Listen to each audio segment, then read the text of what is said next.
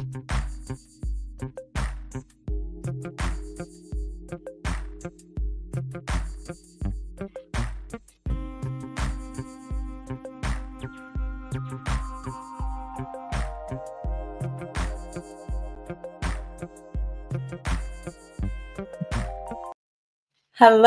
I don't know if that music just stopped right there, but hey, well, okay.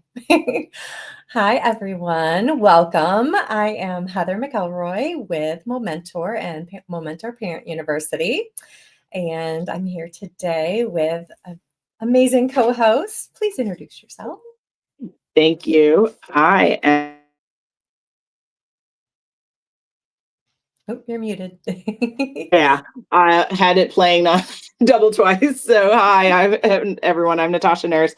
I'm managing director at MRM Education, and so happy to be here. I think today is going to be a really powerful and insightful conversation. Yes, and we're going to talk about the power of the pause today, which is not something that we always probably think about, is like taking that moment, taking that pause. And I'm just really excited to be able to share this with you. And Natasha is our resident expert on understanding learning differences and neurodiversity in education. We've had some really great conversations about what this looks like, and about MRM and how they support students who learn differently or who have really busy lifestyles and don't go to a normal education system, right? And I may be totally saying that all wrong, but Natasha will will fix it when she talks. A couple of things I just want to emphasize, like parents, it's normal to feel guilty. It's normal to feel overwhelmed in our everyday lives, and a lot of disconnection with our kids, especially if we're busy, we're working, we're multitasking and managing all of the things in life, and our kiddos are doing the same. And I have an older kiddo, a teen, and Natasha has a younger kiddo.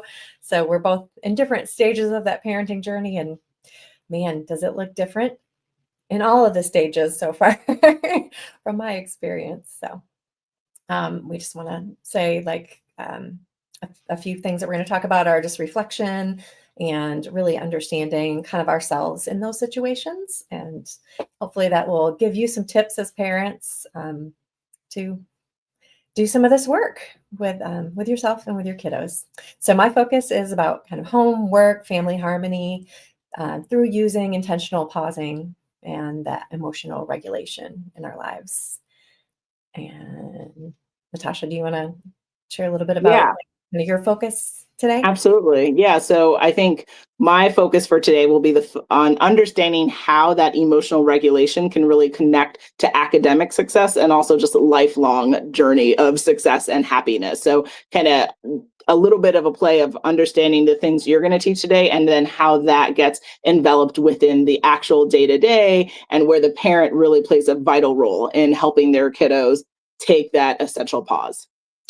I love that. And raise them to understand that, right? So many of us never had these tools along our path and growing up or even adulting. So, amazing. All right, well, we'll jump right into it then. And I'm going to do my little presentation first. And if there are any questions, feel free to add them to the comments wherever you're watching this stream.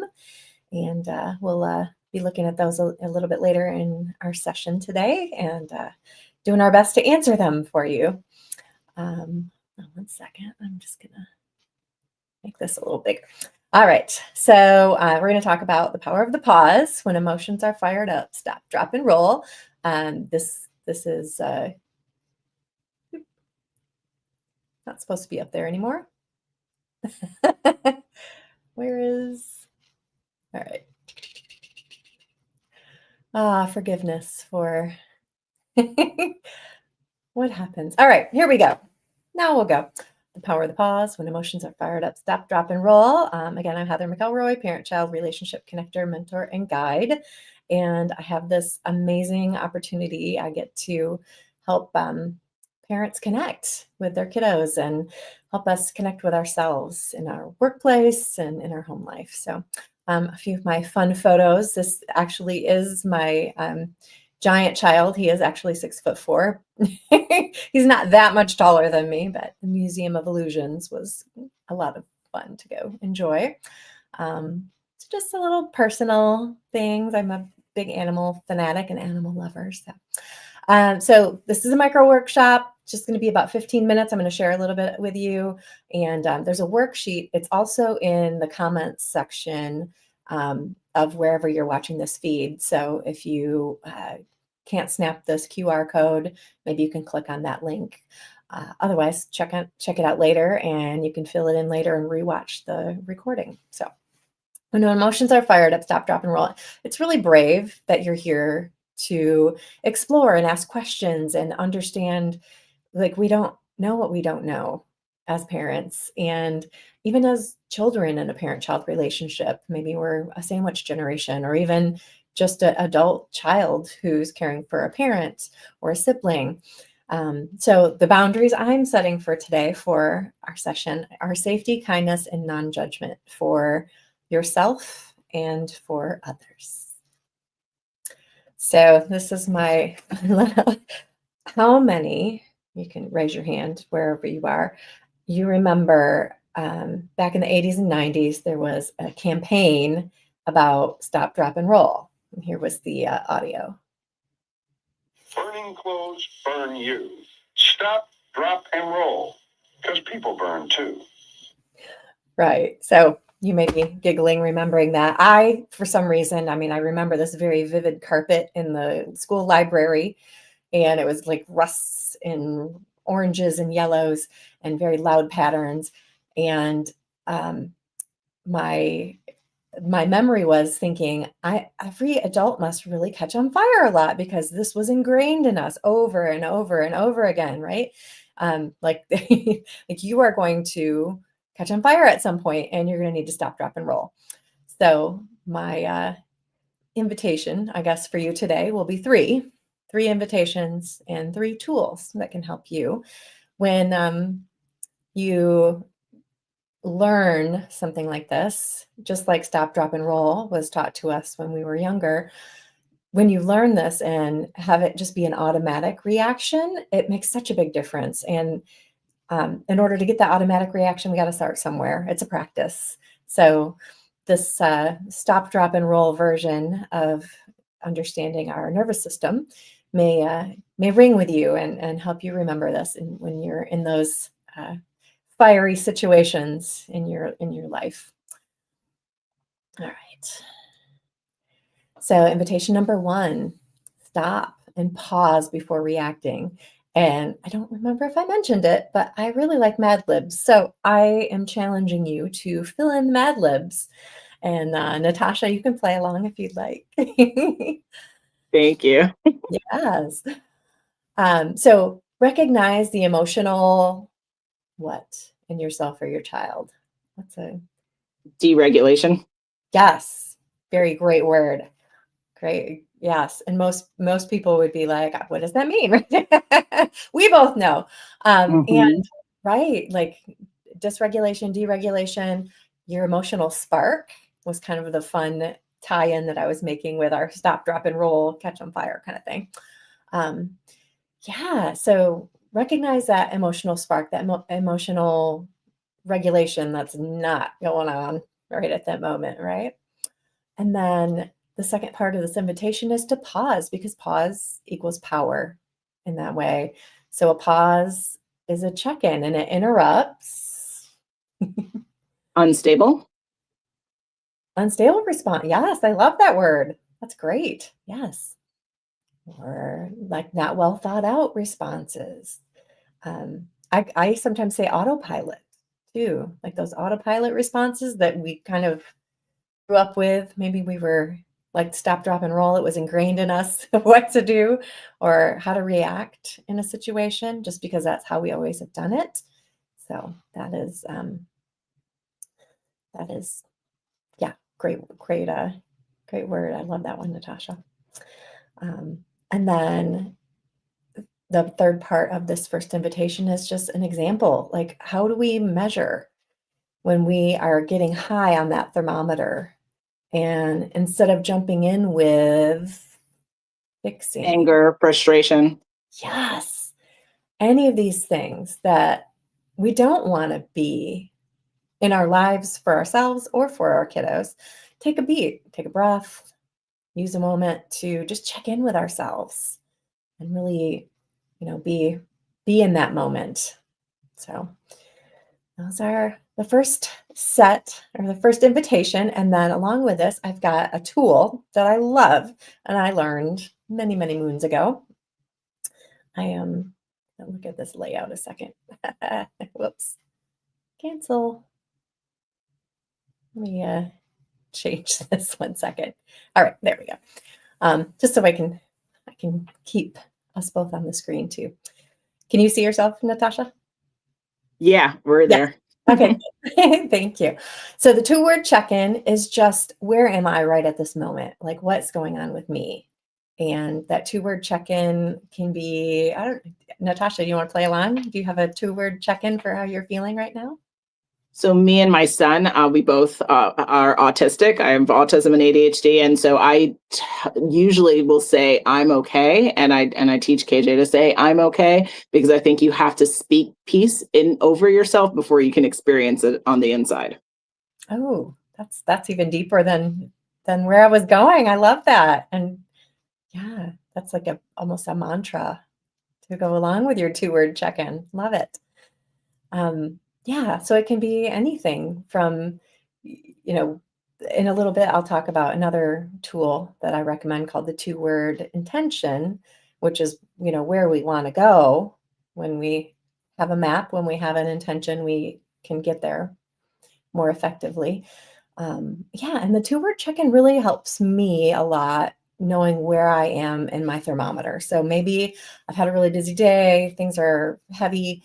I've got to, figure out what's for dinner and help him with homework and whatever, that's like a check-in for me on where my thermometer is emotionally in my nervous system too. So that 2-word check-in can be really fun.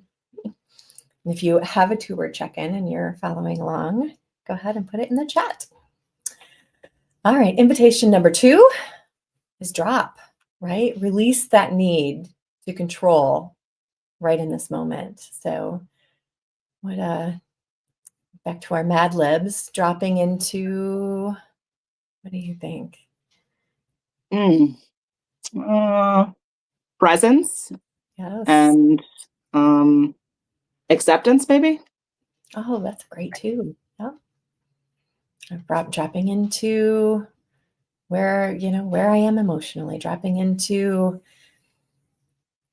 your body. Maybe you realize all of a sudden your body is hurting, and that can be a really big awareness for us. So yes. And then drop your I invited you to drop this at the beginning of my talk here. Drop. Oh gosh. I guess I don't know. Maybe the past or judgment. Yes. Yeah. Perfect. Dropping judgment, dropping all the things going on in our head at that moment that we feel we need to control. And then the last part of invitation number 2 is just an example. I notice that you're upset about your friend not wanting to play with you today. Let's take a minute. I see that you're sad and your brother took your toy, right? Yeah, that intentional dropping of what you thought you needed to control in that moment, and just really seeing your kiddo and releasing the need to be in control, be on the same plane with them. All right. And then the tool that I really love to use for this, because perhaps you have the same thing. When I feel I'm required or wanting to take control of a situation or something, I tend to get very wound up and tight in my body. And box breathing is one of my favorite ways to release that. And it's so fascinating to me. I've done this presentation many times in groups, and I'll do the box breathing 2 rounds of it, and the room feels different. 2 rounds, it's less than a minute, less than 30 seconds, technically, that we would do box breathing. So I'll take you along for a little box breathing experience right now. So what we do is 4 seconds, and it's up in the right corner here, and it's also on the worksheet. 4 seconds of breathing in. So 1, 2, 3, 4. Then hold. 2, 3, 4. Exhale. 2, 3, 4. Hold. 2, 3, 4. Inhale. 2, 3, 4. Hold. 2, 3, 4. Exhale. 2, 3, 4. Hold. 2, 3, 4. So I even feel calmer, even though I didn't do the breathing. And it's amazing how well that little exercise works. And our kids really enjoy it too. And it takes them into their body, which helps them get out of maybe something that they're really wound up about in their nervous system or in their mind. Right. And I have a great quote in here from one of my coaches who's amazing. We are not afraid of change. We are afraid of losing control. Kathy Madej from Wingspan Performance. And then invitation number 3, we're going to roll. Let's roll. Let's move forward with connection. So the first step of this is roll with what? What sounds like might be Progress or intention or strategy. Oh, yes, those are great words. Love it. I think about empathy in here too. Those are maybe curiosity. Anything that we can do to break whatever the cycle is that we would normally do and really be in connection with our kiddos. So that's the second part of this one. Connection, know your kiddo, KYK. And I say that all the time. And actually, KYK is one of those words that I think it's not even an acronym or a word. One of those things that I think about, what soothes my child? What does he need right now? What soothes my client? What soothes my client's children? What does this person that I'm working with who is upset need right now? So there are a couple of options here. Physical. So maybe it's, if it's appropriate touch, if we're talking about someone else's child or someone we work with, obviously. If it's our own kid, maybe they love a hug, maybe just touching their arm or their hand or tousling their hair, maybe just locking eyes and seeing them up close. Are there any other, do you have any soothing techniques that your kiddo really loves, Natasha?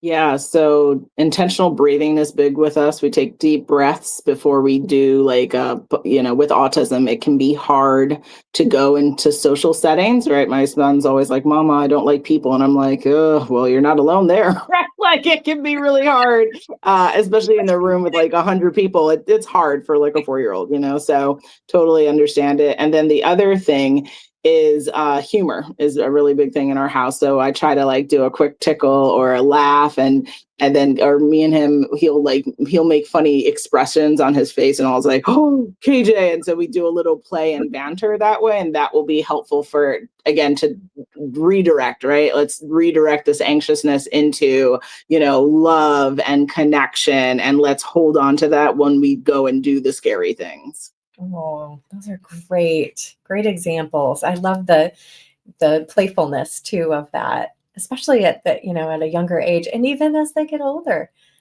I think even adults really enjoy having a playful banter with another person. Those are great, really great examples.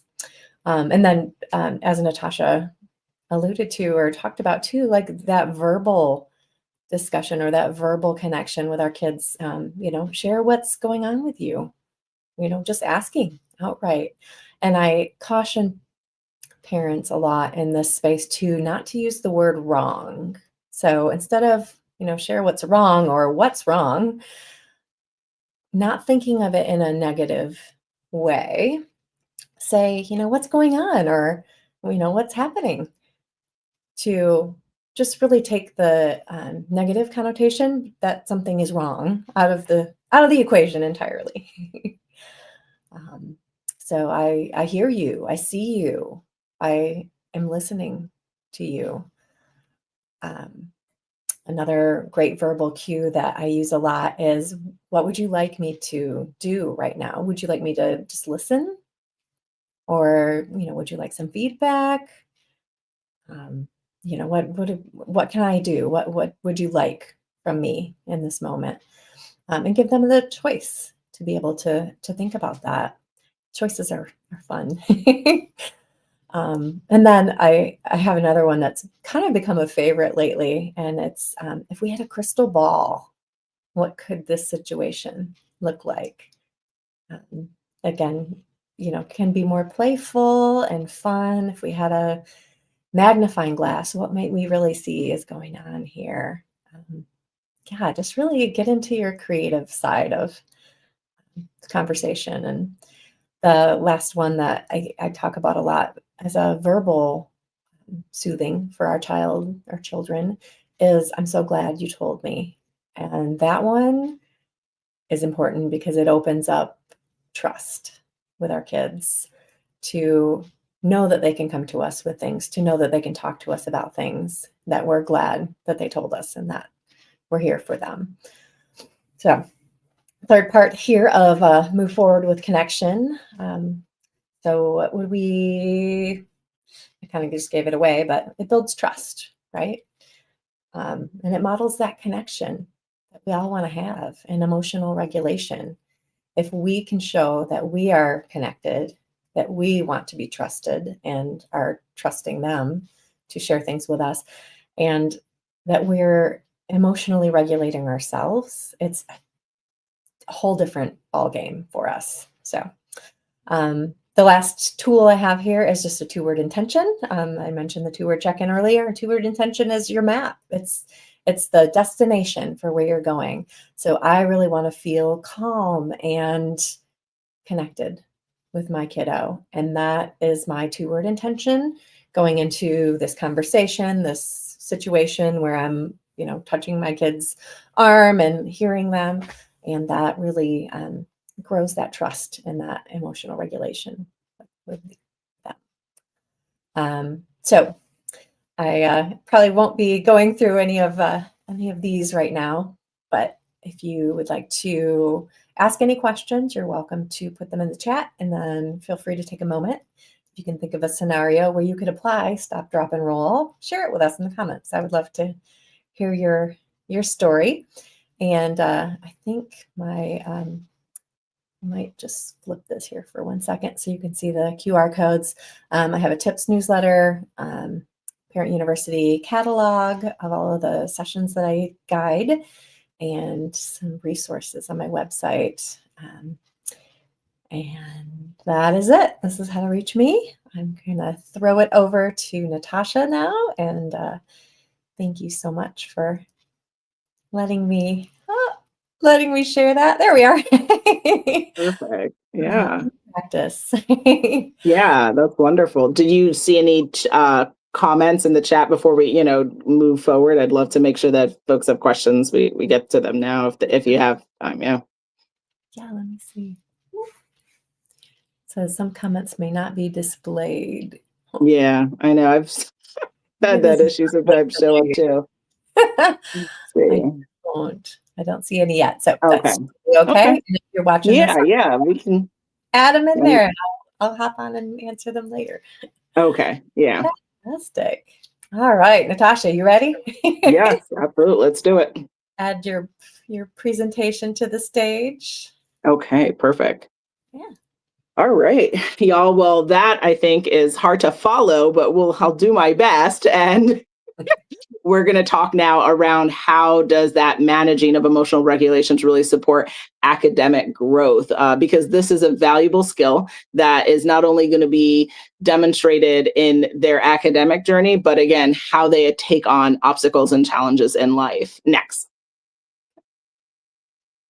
We have to teach children why they need to pause, because that's going to be essentially their superpower. It's going to help them navigate problems, feeling more confident, feeling more competent in the challenge that they are facing, but then also being able to thoughtfully communicate what's going on. Because as stated earlier, there's so many different feelings that can show up for folks, and so many different words that will say, well, I'm feeling sad, but I'm also feeling nervous. I'm also, right, like all the feelings, all the things. Pausing gives your kiddo that opportunity to start to name the different experiences that they actually might be happening all at once. Next. And there's science, y'all. I'm not a doctor. I know my last name is Nurse, but no, I am not a nurse. Alex Baker is not a baker. But just to kind of call it out for folks, because we are both parents, but just because you become a parent doesn't mean you know everything there is to be a parent and what the science behind what's happening with our children. But self-control isn't just like, I just want to control things and it's willpower alone. No, there's like science that's happening around whether or not your kid needs extra support, extra tools, extra tricks to be able to figure out how they can navigate the conflict inside and out. When it comes to our actual brain development, no surprise, but gonna say it anyway, in the prefrontal cortex of our brain, that is what is responsible or plays a role in impulse control. And burst the bubble, that's not fully formed when they are born. That's something that develops through childhood into early adulthood. So kiddo is trying to learn how to respond throughout their entire life. So if you're like, why are you not getting this at 5? Because they literally can't. Like they just can't. They have to learn and they have to grow, and we have to give them grace. We have to not judge the process, because we're all gonna excel and we're gonna struggle at different paces, and it is what it will be. But the more that we practice, the more that we can help strengthen kiddos' brain's ability to pause and think, and then develop those stronger neural connections. Next. Now to kind of frame it around, to frame it around like what's happening in different stages. This may make you laugh. This may be triggering. Mine is 4. So I owe to remember the 2 to 3 years, which were really hard because there's a lot of big feelings, right? A lot of big feelings. And we as parents, we have to be clear. We have to be clear around the types of limits that we have to give kiddo. It's fun to say yes, but we can't say yes all the time. And we have to be calming with our stop gestures and language that we use. We got to redirect, right? Yes, we're about to have a meltdown, but could we intervene? Could we help them figure out how that when they hear the no, right? Because at least for my kid, I can speak to the fact that like when we hear no, it can really start to cascade into something really big and challenging, but that no doesn't have to be the end of their day, right? That can be a challenging moment. Maybe it can be a challenging 20 minutes, but we can get past this and we can look to figure out what are different alternatives to impulses or behaviors that they typically would show, but we can do a little bit better, and keeping our parental expectations to be realistic. Because remember, their brains are developing, which means their impulse control abilities are developing, and we need to give them grace, especially when they're that little. Next. Now, this is the range I'm in right now. Yes, condolences. 3 to 5 is just as hard as 2 to 3. It does not get easier. OMG. But I will say, I was just telling my husband, I see the growth. I see a little bit of, at least for my son, being able to understand consequences, understand timeouts a bit more, and really appreciate positive reinforcement a bit more. And he'll tell me now, Mama, I didn't scream. Mama, I was able to talk. And like, that's huge, right? Like outside of his autism, like that's huge that he's able to see the connection of like, I chose a different response, right? Because that's what we want kids to understand, that we can choose a different response. So yeah, so when we get into the next stage, right, 6 to 9, whoo, right, they definitely understand a bit more. They're starting to internalize some self-regulation strategies and start to anticipate consequences. So, you know, when they start to mock you and they know what you're going to say before you say it, that means that it's sticking in the noggin, right? Like that they've heard you say it enough to be like, yes, mom, good, right? Keep with it. Let's keep it moving, right? And they know that they can walk away when the situations are getting a little bit challenging, which is really helpful when they're facing challenges that we're not there to see in school, because, you know, kids are wonderful and beautiful and a blessing. But, you know, they're human and they're having interactions, and we're not always going to be by their side to help them. So these tools and strategies that they learn from us and they hear from us and see modeled to them is what they're going to go out in the world and do. So that's why we as parents have to always remember we're parent, we're mom, we're dad, but we're also coach, and we're more, right? We're going to talk about that, but give them that reinforcement, especially at that age, because they are internalizing when they're making good choices. Praise them for that. Help them get that dopamine to say, wow, like that felt good. And they feel proud of themselves. And we need to make sure that our kids know how proud we are of them. Next. Teenagers, God help us. That's where you're at, right? So, oh gosh, right? So big feelings, but like interconnected feelings, as well as really like layered feelings. A lot more analysis of their own feelings is happening. And that's when it's up to us to work with our kids to understand, hey, why are we feeling angry? Why are we feeling frustrated? And maybe they'll talk to us. Maybe they'll slam the door and scream, you're ruining my life, right? Like, we'll see. It will be what it will be. It will. It will be what it will be, but helping them to also evaluate the options. Do you need to scream and close the door? Do you need to paint your walls black? Maybe not. There are other options. And why? Why are those different options? And what are the consequences of the reaction and the options available to them? Next. So that's where we come in to being able to make sure that their home is not just like, okay, this is where I live, but that they feel safe, that it's predictable. It's going to help reduce kind of reacting impulsively, that when they understand trash goes out at this time, walk the dog at this time, do the laundry, you're not playing around. These are routines that need to be followed, because again, these are the things that they learn that they're going to go out into the world and do. And any types of temptations or triggering things that can cause them to be impulsive or to maybe have poor responding.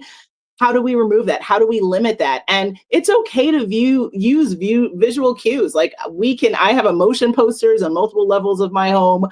Let's put some stop signs if we need to. Let's put some pause buttons around the house. Like give them the tools that they need to be like, you know what? I need a moment. That's one of the first things I taught my son. He'll say, I need a moment. And I love it because it's like, what do you need a moment for? But you know what? Let me stop. Let me not judge. Let him have his moment. And then we can continue on. And I appreciate that, because I would rather him say that than yell and scream, right? Like, let's take a pause and give them calming spaces within the home. So if it's a little tent, KJ has like a little NASA tent he can go into, and he can just take a moment for himself. If he wants to just like, if he's getting frustrated, sometimes he just throws himself in there, and that's what you got to do. You got to do what you got to do, right? But you as parent have the opportunity to create these intentional spaces for a kiddo. So next. As parent, again, we wear multiple hats. What are we doing? We are definitely coach. We are helping them to understand not only what we're saying, but don't forget, right? Kids pay attention to what you do, what you model. So if you want kiddo to take breaths, guess who also has to take a breath? You. If you want kiddo to be calm and collected and reflective, guess who's doing that too? Right? If you want kiddo to share their experiences, how was school other than good and fine? If you want an elaboration, did you tell them how your day was? Did you tell them how you got frustrated with a client and how you had to, right? It works both ways in life. You can't expect to receive something that you refuse to give. It's a two-way street here. So if you want your kids to share their human lived experience, then you parent have to do that too. And if you want calm language coming out of their mouth, guess who's saying it too? Next. And some fun things I thought that could be helpful for y'all as parents to think about is we don't have to do this in just an academic setting, right? Like if you're with kiddo and you know they love to play games, KJ, his whole face turns so happy when we say red light, green light, right? Like that doesn't have to end at 4. I've seen older kids who love to play that game. Keep playing that game. It help movement games help them to help their brain to understand and keep that stopping mechanism in place in a fun way, right? Like, so it's not like they have to do a lecture to learn that. They can play and learn that and practice it. You did mindful breathing earlier. That was super, super helpful. Let's take a couple of moments. I have some breathing posters around the house as well, and KJ will definitely follow that. And so like, why does that have to stop at 4? And if you're like, well, my kid's 14 and I've never done any of that, that's okay, right? Like today is a new day. It's a new opportunity to help kiddo move forward with that. You can also do role playing. Show me how you would respond if someone took your toy. And, you know, with KJ at 4, it's fun doing that exercise with him because it usually just makes him laugh. And he's like, I would. And he just like starts bawling. But I love it because I think he's appreciating that I'm trying to teach him this, but he's like, but I'm 4, mom, like I can't. That's okay. But maybe your 14-year-old could do a better job at that. And let's try that. And then, hey, we have a lot of technology. We have a lot of screens in our face. Let's go old school. Let's do a board game. Why? Because you have to wait. So it's the reinforcement of pause for your turn. Wait for someone else to do something before you respond, giving you the time to be reflective and strategic and intentional. Sounds like things they need to do in their life, right? Exactly. Next. I love that. I was at a women's conference yesterday and someone brought up how boredom is so important to our brain. Wow. And I thought, she is so right. That's awesome. That's awesome. Yeah. So again, I can't reinforce the idea that we have to praise and reinforce positive behavior because why? We know as parents that we spend a whole lot of time scolding our children. You didn't do this and you could have did this better, right? Like, yes, because that's a part of the journey of parenting. It's not always candy and lollipops and rainbows. It is, parenting is sometimes a little bit tough, but we need to make sure kiddo knows that they are doing a good job, especially our neurodivergent children, because with autism or ADHD like me, negative self-talk is huge. And I feel more crappy than not on a daily basis. So, anytime that someone in a trusted position, like a parent or a guardian or a teacher can be like, hey, you did a really good job when you, right? And be very specific and very pointed in what they excelled at. You don't know just how deep that goes for that person, for that kiddo. So remember, let's praise them. Let's continue to have those reflections to let them know I'm doing a good job, right? I'm not perfect, but mom sees me and I feel seen in a way that maybe they don't feel seen anywhere else in this life. Be that person for that. Because you made them here, you brought them here. So you owe it to them to really recognize the greatness and the glory for which they are. Next. Now, when we start to think about academics, it's important, I just want to flag here that like kids, again, their brains are developing, they're learning. Guess what they also have to learn?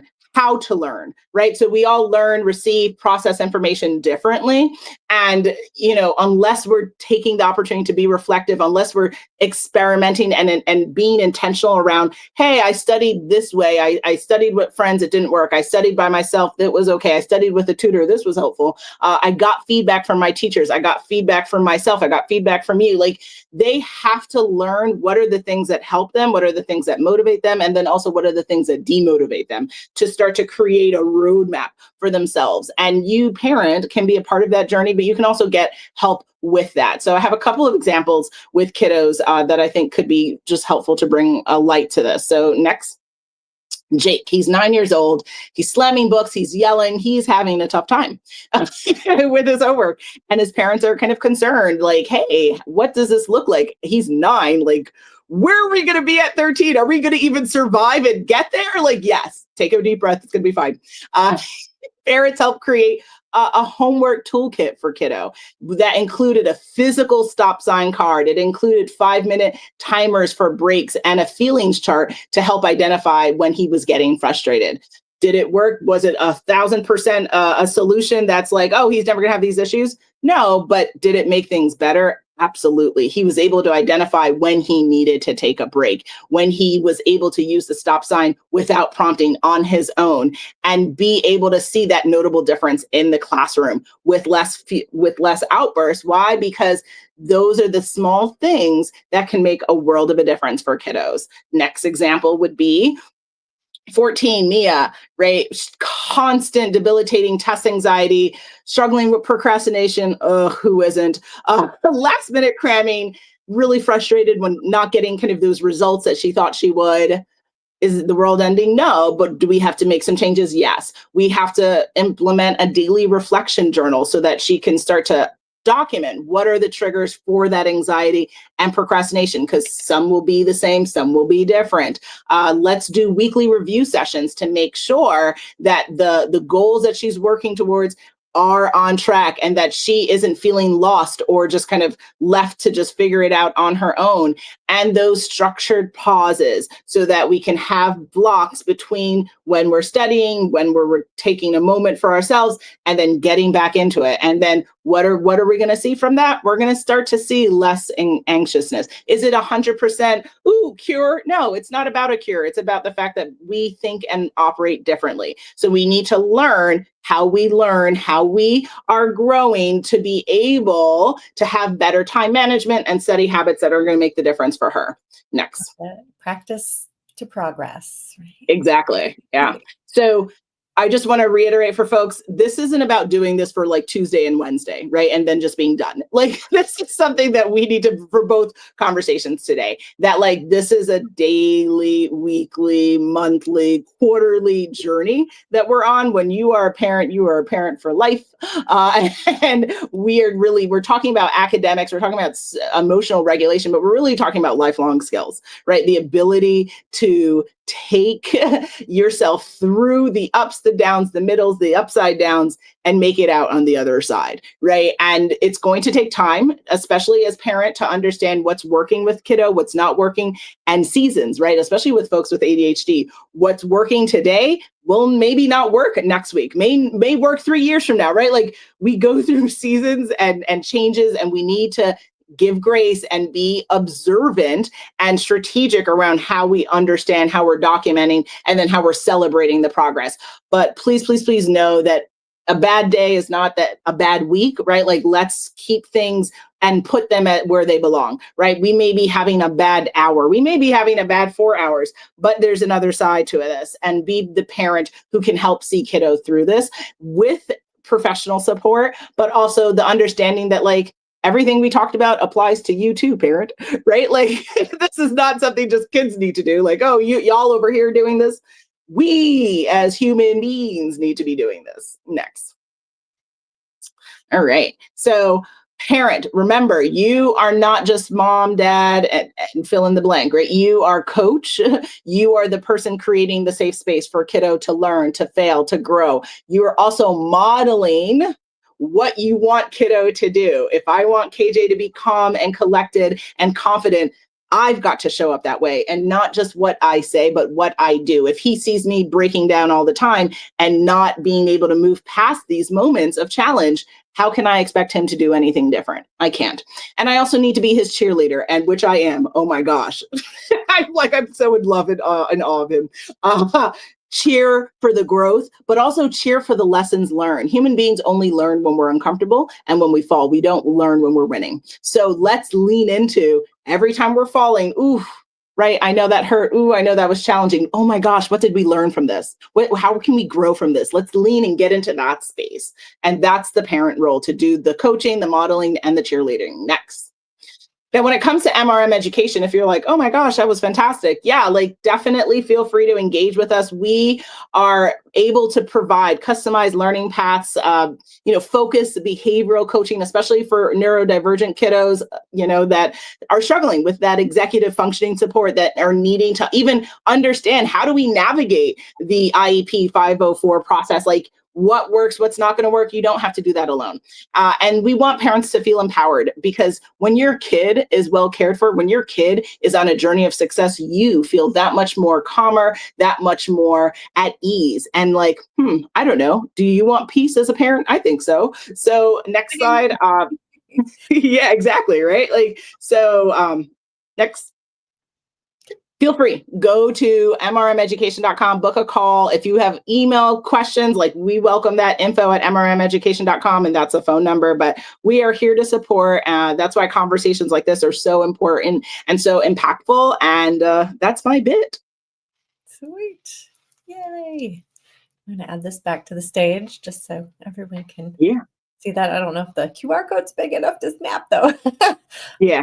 That through as well. But we will, let's talk a little bit, just like what's been your experience with kiddos coming into MRM, and specifically in neurodiversity, neurodivergent folks. Like, what are some big moments that you've seen and witnessed with kids? Yeah, absolutely. So I think for me, it's been a pleasure being an autistic ADHD person to work at an organization designed to support for folks that look and think like me, because it means that, like I said, like, there's nothing more gratifying than knowing your kid is in good hands, right? Because the world is super scary. And I think when parents are coming to MRM, they're looking for guidance. They're looking for, clear academic tutoring. Hey, we're getting an F in science, right? Like, they need that core subject support. But it gets a little bit different when kiddo, maybe thinks differently, or maybe is really frustrated and, is bored in class. How can we reach them, right? A lot of times with neurodivergent kids, if we are not stimulated, I see this with my own son, if he is not challenged, he starts to, muck up. He is the first one to start having emotional deregulation, because that mind, he is cerebrally driven the way that I am as well, right? And so it's really hard to expect a standardized educational system to be able to fit the needs of each and every one of our kiddos, because every kid is different and every neurodivergent kid is different. When you've met one neurodivergent person, you've met one neurodivergent person. Me and KJ, right? Like, it's this, like, a phrase that everyone in our community like constantly states, because it's true. I see it with my own kid, like, shared autism, shared trauma or experiences. Yes and no. Shared triggers. Yes and no. Right. Like, and so it's really interesting doing this thing called motherhood as a neurodivergent person with a neurodivergent child. Like, so many layers to that. But yeah, I think people are looking for help. They sometimes don't know how to ask for help. Sometimes they're afraid of what that help means, right? Like, oh, what does this mean? I think people fear if their kid is going to get othered, because it's also not safe as adults when we're diagnosed. Like, is that something you should tell HR? Is that something you should walk into, the Christmas party and share? Depends on the work environment, right? Like, it really depends. Psychological safety is an issue for children and adults alike. Yeah, well, and I hear what you're saying about stigma too, and that's been something I talk a lot about, because in my day, okay, so I'm a Gen Xer, back when I was in school, you went off to a special class and maybe got teased, and Yeah. didn't feel like you were smart, if you were Mm. getting special help, right? Yep. Um, I'm seeing such a different experience with kids who get extra help, who have a 504, an IEP, or Mhm. have, learning differences, Yep.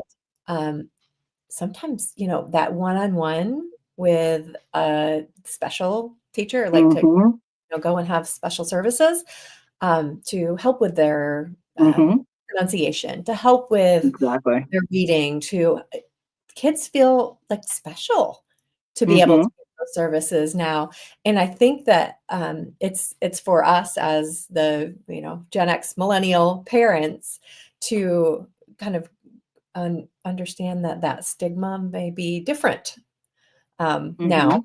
and to let go of Mhm. that stigma for ourselves in that Mm. space because, yeah, it balances out the field for our kids and helps them learn, and Yeah. Yeah.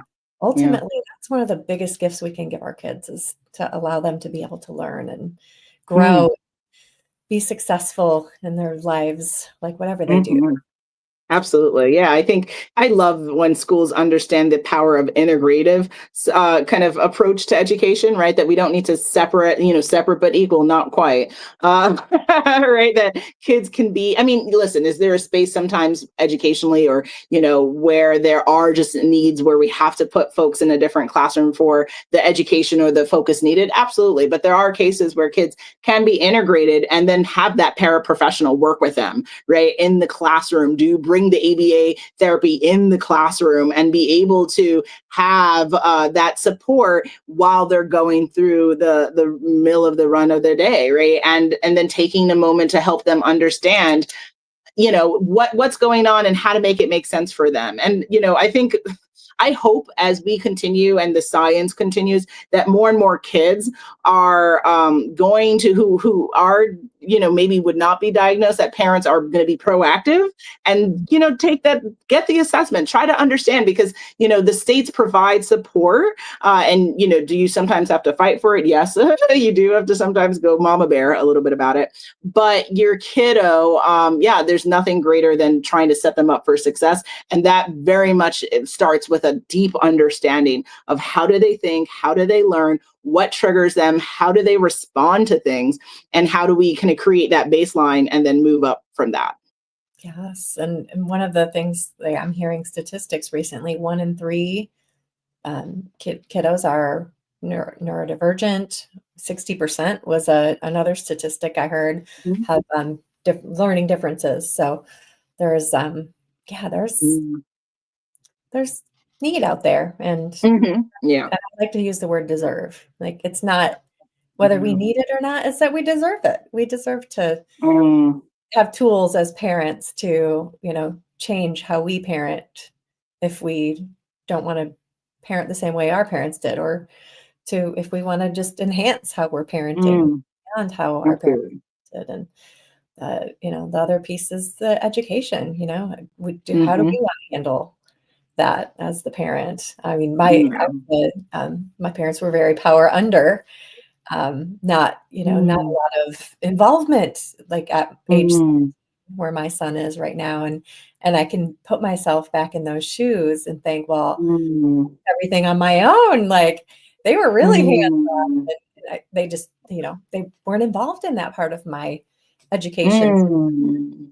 and it's funny because as much as I offer and want to be a part Mhm. of that for my 17-year-old who's a senior, Mm. said to me the other day, and I just was cracking up, and especially after talking with you about your 4-year-old, he's Yeah. like, "Mom, it's my senior year. I'm doing it myself," and I think, Oh, when he was wow. 14, Yeah. "I'd do it myself." Like, Mm. I know that he's independent streak. returning. That's interesting. Mm. Yep, and he wants to do those things himself, and I'm proud that he's doing Yeah. that. but it's a journey. Yeah. I guess the good thing is like, how cool is it that you raised a kid who feels competent and capable and confident to go at life at this part of his life on his own and to try to figure it out, right? Because not all kids are that way. And so that's really just a testament to your ability of empowerment for him to step into that for himself. So that's pretty cool. I always said, I want to give him wings so he can fly. And now I'm like, man, maybe you Mm, have to have your wings quite yet. yeah. I'm joking. No, that's No. hard. Yeah. Yes. All right. That letting go phase. You gotta Yeah. wait. You got a ways to wait for that. Yeah. No, I'm holding on tight. Well, I think we can wrap up. I just want to thank you Hmm. so much, Natasha, nurse Yeah. Esquire, for Yeah. being Thank here you. today. You're a breath of fresh air. I really enjoy all of our Thank you. conversations and learning more about you and MRM and how you Hmm. the kiddos, students who are Yeah.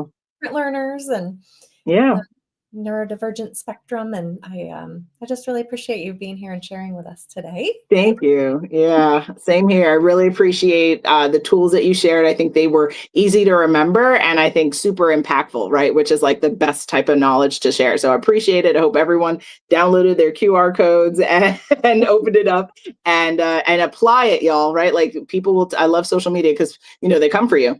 And I used to say like knowledge is power. And people are like, no, Natasha, applied knowledge is power. So touche. Everybody got all the information they needed. There's no excuses. Hop to None. None. And you're gonna post some brochures and information about MRM, right? it. Yes. Absolutely. So we'll try to make sure we get that. Well, we will make sure we get that in all of the different feeds. Yeah. And again, I'm Heather McElroy with Momentor and Momentor Parent University. I have a body of curriculum that I bring to companies and schools, and I love what I do, and I get to Love do it. it. Love that. Awesome. All right. It's great to see you, Natasha. We'll see you again soon. Thanks. All Yep. right. Talk Thanks soon. everyone for being here. Bye.